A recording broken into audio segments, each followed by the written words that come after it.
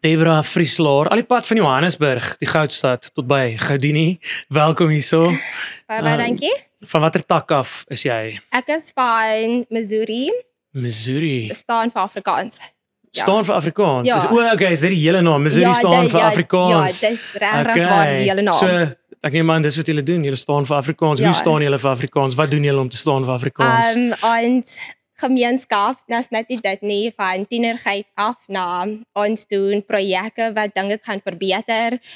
Ons verbeter Afrikaans wat staan en uitstaan daarvoor. Hey, ek hou van hoe hy wat staan en uitstaan. Dis mooi. Baie dankie. Is daar enige projekte wat vir jou uitstaan, wat jou gunsteling is van wat julle doen?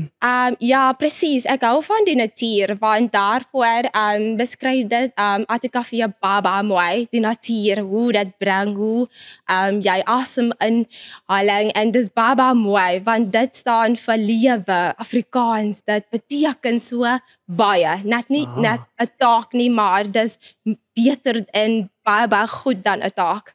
Dis mooi. Hoe het jy betrokke geraak by jou tak? Waar het jy van hulle gehoor? Ek weet nie, 'n man, Melvin, wat is hom naam? Melvin Tobias? Ja. Hy het gekom en hy het gevra of iemand belangstel en ek het my hand opgelig. Waar was dit by werk, by die skool? By die skool, by die skool, jammer. Nee, ek wonder sommer net, nee. Ja, by die skool, en ek het Okay. my hand opgelig, want ek voel like of ek wil saam wees, en daarvoor het ek goeie punte gekry vir Afrikaans, en hier is ek nou. Ongelooflik. Het jy al lekker vriende gemaak by jou tak, nuwe mense ontmoet? Ja, laas keer het ek baie ongelooflike vriende gemaak, en ek mis hulle verskriklik. Ek is so jammer, like bitter hartseer dat ek kry hulle nie 'n kans om weer te sien vandag nie. Maar volgende keer.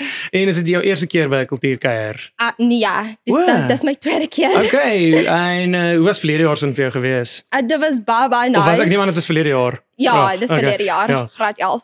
Dit was baie nice, dit was asemrowend. Dis al wat ek kan sê. En waarna sien jy uit vir hierdie jaar sin?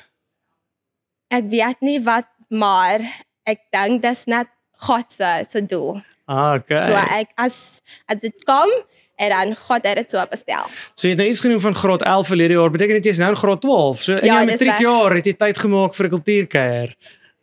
Hier staan ek. Ongelooflik, goeie werk.